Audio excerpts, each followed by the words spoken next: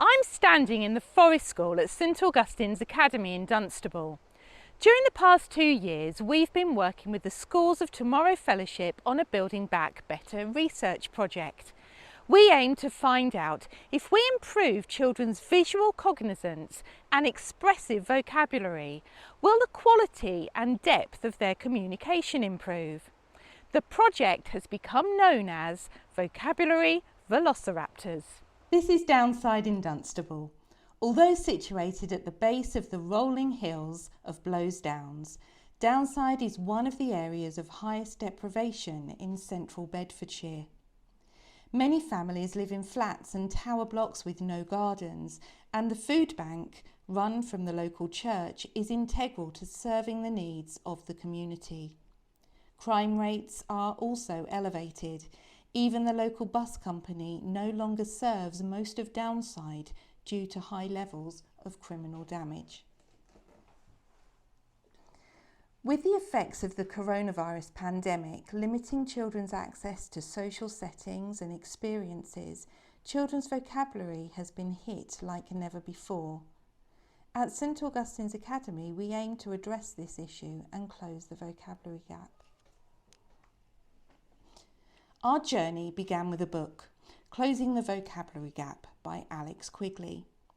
Quigley references Hart and Risley's research in the 1990s, which showed that from birth to 48 months, parents in professional families spoke 32 million more words to their children compared to those from welfare families. A gap in children's talk, reading and maths achievement then follows.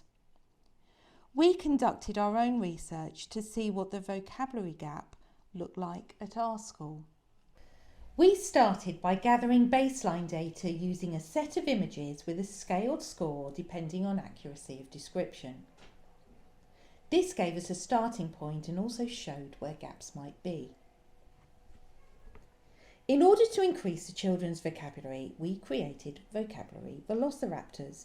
We decided to have a different theme every week, each starting with a different letter. This also gave us spare weeks at the end of each half term to recap and refresh memories. For example, for the letter W we had the theme weather, and the children had 12 different words to learn as we aimed to teach 12 words per theme.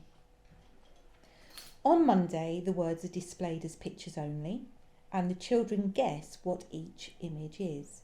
Then the actual words are revealed and the children total their scores. The words are practiced every day until finally on Friday a second quiz is attempted. This repetition aims to reinforce the memory of words, as illustrated by the Eppinghaus forgetting curve. Each theme also has an activity attached to give context to the words and further reinforce the memory by making the learning fun. These activities have varied widely, like watching a star fashion show, having an inflatable planetarium in the school hall, making jewellery, tasting different kinds of food, making models of different types of room, or even taking traffic surveys near the school.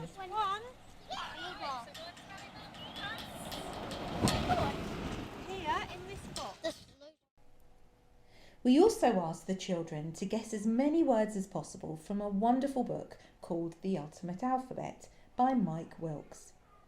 Each week a new picture representing a new letter of the alphabet is displayed and the children guess as many words as possible. This has become quite competitive and children have researched words and have even asked to take the picture out at lunchtime so they could look for more words. What did you see beginning with W? Whale. A whale. There's a watch. There's a watch. It is, that's so good. Welsh dragon. Welsh dragon. W-I-T-C-H is the old wise, wasn't it? There's an iguana right there. Yeah. And there's intestines. There's inches on the inches on roof. the roof, or is it? Yeah. Inches. There's an Iceland flag. And there's the Indian flag. And there's an Indian elephant. That person's injured. And that person is iron. Yeah, she's ironing with And an there's- iron. Yeah. He looks a bit injured because so he's an injured person. And then there's like ice on the Yeah, houses. there's ice basically everywhere. We've seen great improvements in the children's recall of the words they've been learning, and teachers have reported that the words are filtering through to their wider work.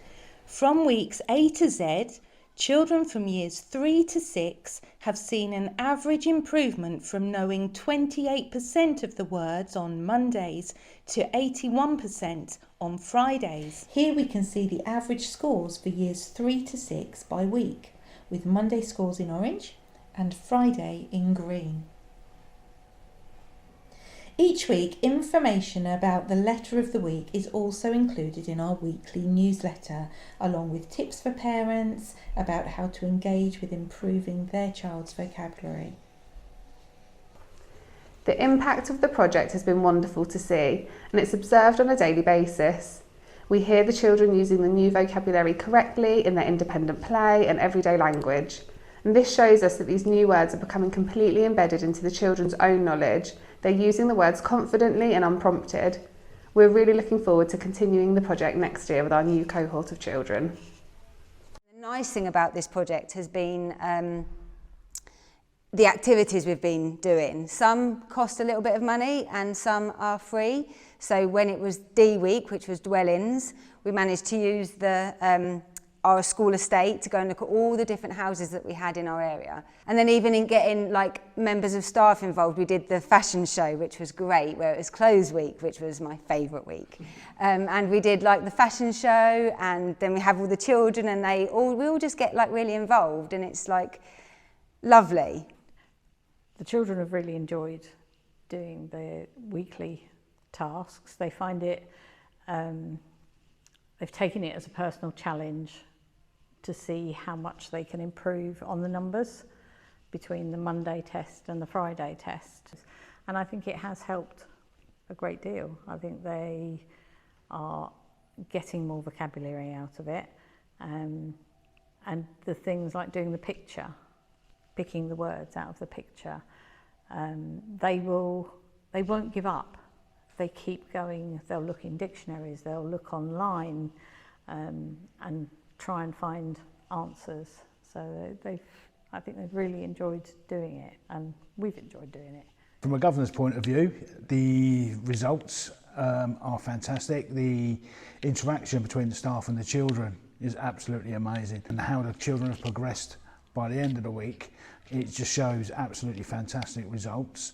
I was included doing E for eggs, which I did a video on cooking different types of eggs, and it's just gone from strength to strength. My daughter is very excited about the vocabulary Velociraptor activity she does at school. She walks around the house finding words, starting with letters that she's learnt at school. We do activities at home based on what she's learnt at school. I like going on a house walk because like I thought a mason would go like two slabs, one on top of each other.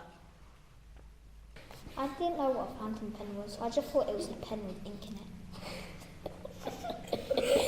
it. I think seeing and knowing the name of actual art supplies, like the palette, the brushes and stuff like that, because I didn't know what a palette was at first. On Mondays, it was when we had to do what we knew from the first quiz. It was really hard because the things that you didn't know, you just had to take a guess, or you just didn't write anything because it was just, what are those things? And then because we did it every day, it helped me to remember what the words were, and to remember what different kinds there were. So if there are two different kinds of different trees, then I would know which ones are which. I have enjoyed how we can just discover new things, so we can do research on them and we can learn new words, so that upgrades us in our work and subjects like English, so that helps us a lot in getting good grades, for example. Our children's vocabulary acquisition increased substantially during the course of the year. For example, our Year 4 class had a baseline of 55%, which increased to 96% at the end of the year.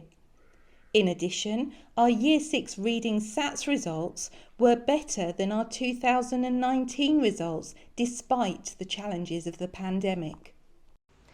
Alex Quigley states in his book, Closing the Vocabulary Gap, that by explicitly teaching a mere 300 to 400 words a year, we can foster an annual growth of around 3,000 to 4,000 words.